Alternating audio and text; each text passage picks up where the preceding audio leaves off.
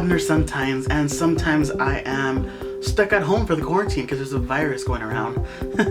First and foremost, I just want to make sure and give everyone a big old hug, a virtual hug. I hope everyone has been staying safe. I hope everyone is, indoors. Those who are essential workers, I truly thank you for everything that you do. I cannot imagine going out there and having to work. I am fortunate enough to, be here at home and be able to keep my family safe. So for this video, I have a new segment called Fashion Student Reacts To, in which pretty much it's self-explanatory. I am a design student. I have been sewing since about the age of 11. I got my first sewing machine at 13, and from then on, it's now been a little over 10 years, just about. And it's something I truly love. It's something that I enjoy. I enjoy making clothes to make people feel great about themselves. So with that being said, on YouTube, I enjoy watching a lot of videos that are like vocal coach reacts to, or like hairdresser reacts to. Brad Mondo, I'm talking to you. I really enjoy seeing people who study things for a lot of years, or like people who are professionals react to certain things in their field. So I thought I'd do a little video that's kind of like that style. So we're going to be reacting to Amber Scholl. Amber Scholl is a YouTube DIY queen. I'm going to just go ahead and watch the video. We'll see what we talk about. We'll look at the techniques she uses, things she does right, things I feel like she could learn how to do better. But in all means, this is all for a fun little video. I'm not an actual fashion critic or anything like that. But let's get to it, shall we? The first video that I am clicking on is called DIY Thrift Store Outfit Makeover. So let's see what it's about. Do-it-yourself girl power is the ultimate source of inspiration. In this essay, I will... What is up, beautiful people? It's Amber. Welcome. Oh my gosh, they're so bubbly voice. I might have been kidding about writing an essay, but sometimes I'm on the internet. I feel like this is how she actually talks, Like, I feel like this is her off the camera a little bit, Oh my god, sis. Amazing. I think her name is Sorry. I linked her in the description if you want to check her out, but I just thought that was like the coolest thing I'd ever seen, so I decided, in my usual DIY fashion, I would try it myself. The only thing is, I did not know how to sew, so, it's going to be a little bit more of a struggle than perhaps the average person who does know how to sew. But, surprise, we're doing a little bit of a time warp. I actually did film this video, and... I'm glad she mentioned that, I don't know how to sew kind of thing. It is completely okay if you do not know how to sew, if you want to alter clothing. Nowadays, there's so many things like fabric glues, adhesives, and all these fun tools that sometimes I even am learning how to use to help during my creations. A question that I get a lot is, like, Abner, I want to learn how to sew. What do I do? How do I get started? I think one of the best things you can do for yourself is, first things first, learn how connecting fabrics works. Learn how to use a hand needle. I started very humbly at the age of 11 sewing a whole entire dress by hand. And trust me, I completely hate it. I would probably never do it again, but in order to learn how to sew, that is how I learned to attach fabrics together. From then on, I bought myself a little home sewing machine. Over at Walmart, it was like 60 bucks. I got it when I was like 13. It lasted me all the way till I was like 2 years ago when I turned 20. That little thing did a lot of assignments for me. It made me make a bunch of costumes and gowns, and I even sewed a whole fashion show with that little Walmart sewing machine. So really, you can start off easily. You don't have to start off with an industrial machine that's, $600 plus.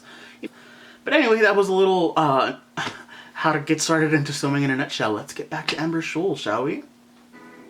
Alright, so here you can see the before of the outfit. This is actually a super beautiful, I believe some sort of traditional Chinese attire. You can see the fabric is gorgeous. That's actually why I bought it, but obviously doesn't fit me very well. I believe it is a size 12 and I am a size like 2. So again, here you go. You can see the full glamorous before shot, just so you have that for reference. I would. Okay, so first things first, we're going to go ahead and start with the jacket. So you can see we're just going to go ahead and I'm going to want to make that into a crop top, kind of like as if I were to roll it up like this. So we're going to go ahead and take that off, and all I'm going to do is go ahead and trim that so it's nice and short, making it into a cropped version. So there we go. You can see better already.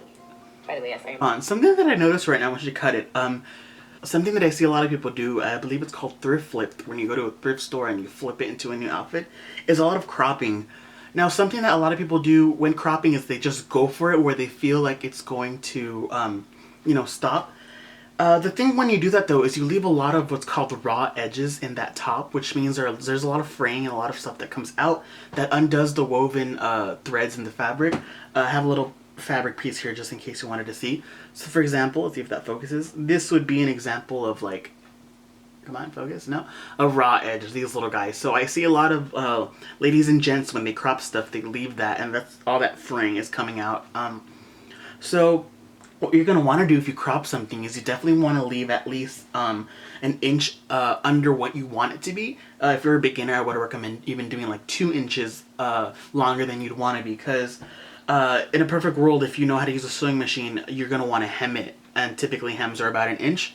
They could be a little shorter depending on what kind of garment you're doing, but see, I leave that raw edge there. I want to go ahead and fold it in, and then I usually fold it again twice to make like a nice, more professional finish. But that little chopping thing that Amber did right now, it looked a little short, so it could potentially, you know, be go from a crop top to like boob top, but we'll see what happens. So, lucky enough for me, this was actually still threaded from my Kendall Jenner thing, so I didn't have Oh my to figure out God. how to redo that because that was confusing as hell. But, by the way, I'm also going to cut off this little closure because it's going to get in the way when I try and put it in the sewing machine, so just snip that off right quick. And you can see the bottom is really uneven, so we're going to go ahead and fold that under, and we're just going to go ahead and use the sewing machine here and stitch that right through. Like I said, I don't really know how to use a sewing machine. I totally made this up, but it doesn't look, you know, too terrible, so you can see there is a bunch. Alrighty, nice, not bad. Oof, there's a lot of unevenness, but that's okay because it's being hidden inside the little vest. What I would recommend doing if you want to go ahead and crop something and, you know, hem it, I would 100% recommend pressing it with an iron. The iron is my best friend. It helps me really just stable things down. That way I can just super easily sew that down in. If you don't have an iron, you can also go ahead and use pins, which are little, like, you know, sewing needle pins that just put the fabric in place, because yeah, when you get a bunch of fabric in there, it starts like unraveling and doing all this crazy stuff. So yeah, I would definitely recommend just ironing that puppy down. Of extra fabric, so I'm just going to go ahead and trim that away with scissors again, so it is all somewhat even. And you can see the hem there looks, you know, actually kind of okay. Doesn't look bad. Hey. Yeah, totally, but it's not too terrible, so we're going to go ahead and try and make a little under thing for it, so I'm not just wearing a bra. So we're going to go ahead and use the extra fabric that we cut off of the jacket for this, and we're going to go ahead and cut out 2 triangles to create a little home for our chest. So you can see these, we have the 1 triangle here, we're going to lay that over for symmetry and cut that based on that pattern. So we have 2 perfectly even fabric triangles. Then we're going to go ahead and trim out another spare rectangle of fabric. What is she and we're doing? going to attach closer to the end of that, so is she doing like a little wrap bra around top? our waist like a little waistband. So once we have the waistband ready to go, we're going to go ahead and take the 2 little triangle fabric pieces, and we're going to give them darts. So ooh, darts! I made this up also, but you just kind of fold them on a little tiny half pattern. They're just like how Mom taught you, until you have 2 little... She's so cute. Great, so she's using darts that definitely come from someone that knows what they're doing. And she knows what she's doing, definitely. So don't doubt yourself, Amber. You're doing great. Darts are something that creates like a fold in the fabric in order to better shape the body. So for example, if I have this little piece, if I have, you know, like a bosom, if I go ahead and create that little like folding there, it'll have like a better form to the body. So yeah, that's a really good technique, Amber. Awesome. Little now what look more like bra cups. Mm-hmm. We're going to go ahead and attach those to the rectangle piece of fabric. So you can see we're just going to go ahead, use the sewing machine for that again, stitch those together until they are all fully attached to the band. Fantastic. For the top to connect the pieces, we're going to go ahead and take another little rectangle piece of fabric, and we're just going to hand stitch that back to the top there, so it creates like a little bra, bikini top looking So pattern. cute. Not bad, kids. Not bad, but again, I would totally press the life out of that with an iron. It would look so crisp and clean. Go ahead and fold that in so it fits me a little better. Now, to make this actually fit me, you can see there's a seam on the side of the skirt. So what I'm actually going to do is just take scissors and cut right along that seam so the skirt is open, like you can see here, completely open. Then I'm going to go ahead and fold that in to where it would actually fit me, and I'm just going to go ahead and stitch those pieces together instead. Flip that inside out, use the sewing machine for that, and when I flip it outside in again, voila, we have a new side seam. Nice. It was very hard to explain what I just did, but it made sense in my head. So, anyways, you can see when I put that on, now the new stitch is very tight to my butt. So pretty much what she did, she had a seam that was already created What she kind of did was kind of just like, let's say, trim off like half an inch. So now the seam is from, the weight is from here, and it got a little shorter. So now when she flipped it inside out and she sewed it, it's even like snugger to the body now. Nice. She knows how to sew. Body and fits it very well, mermaid-esque looking. But of course, it's still not short enough, so we're going to hoe it up a bit. I just went ahead and cut. I love a short skirt. Got rid of the extra fabric, and you can see on the bottom here we're gonna. That's really cute. So it doesn't look all messy. I would use So that just fabric. fold that under. Absolutely. Hi, George is interrupting literally every single Oh, step of this George. video, but he's cute, so it's fine. So I'm gonna go ahead and take the sewing machine again and hem that along the edge there, so it is perfectly even. I have a bunch of extra fabric again, so I'm just gonna go ahead and cut that off, so it isn't. Great. So if you're making clothes for yourself and not for someone else, it's completely okay to just leave the raw edge and just fold it in once, because no one's gonna see, and that's completely okay. But what you can do to make it look a little more expensive or a little more perfected is do a double folding to create that hem. So as I mentioned earlier, she has a lot of raw edges sticking out of her fabric, all these little threads and stuff. If she folds it in once, they're still there, they're still visible, but if she folds it twice, it looks more clean and polished, like I mentioned earlier. But like I mentioned, if you're doing it for yourself, who cares? It's gonna look cute and no one's gonna see the inside of your clothing unless they take them off. Like messy. I mean, you know, hey, we're not using any pattern or anything. I'd say it looks pretty dang good. Honestly, accomplishing anything with George in the house is really quite a big task. But next, we're going to decorate it. So we're going to use this little gold chain here. And before I do that, I actually remembered I wanted to tack down the collar of the top so it doesn't stick up like that. So I just went ahead and hand stitched 2 little stitches in the. It's sticking up because it's a mandarin collar, and those mandarin collars are little collars that stick up. Actually, this top that I made for one of my classes has one, so let's take a peek at it. I did not plan that out, I swear. So as you can see, mandarin collars do stick up, you know, when you put it around your neck.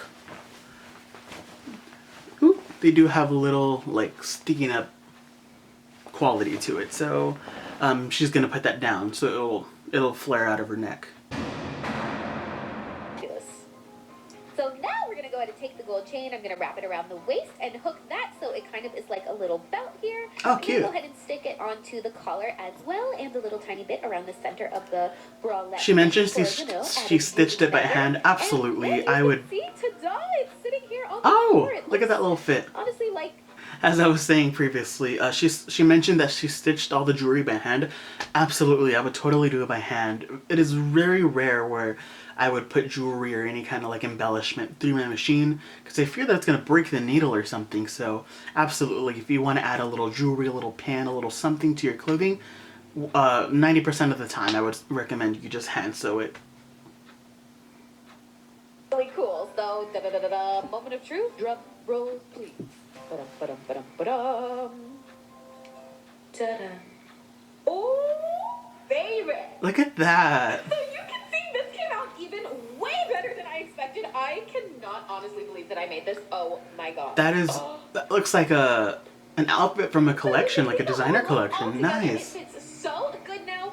The skirt is literally perfectly tailored to my waist. You can see I went ahead and threw on an actual Chanel belt with it to kind of amplify other little gold. I'm super impressed with this. As you can see, she really manipulated all that fabric into creating 3 separate pieces, which is, you know, pretty challenging to do. A lot of the times when I see these thrift flips, all I really see is giant shirts, crop them. Oh, giant shirt, crop it, you know.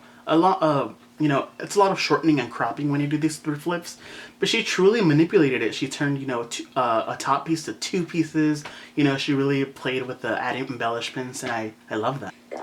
Absolutely. Oh, wow, look at that. Great, so final thoughts on Amber Scholl's video. I think, of course, she earns the title of DIY Queen. She truly is someone that has a lot of creativity with her. She truly made something unique with that outfit, and I was really proud of some of the techniques she was using. She knew how to dart stuff, she was embellishing stuff, and I really have to give her a lot of props for doing that. You know, if she went to design school, she'd be pretty freaking good if this is what she can do without knowing how to sew. Like, you go girl, go to a design school, take a sewing class, you would do great. Well, that pretty much concludes the video for the day. I am very impressed with Amber Scholl. I'm gonna go watch more of her videos. I hope you do too. Of course, I'll go ahead and link her video down below. That way you can go check out her stuff. If you liked today's video, go ahead and give me a thumbs up. Give me a subscribe. Leave a comment, you know. Let me know what you want to see next, what I can do better, or anything of that sort. That's gonna be all for today, guys. Until the next video, which I hope to do very soon. As I always say, another day, friends, another sleigh. I'll catch you later.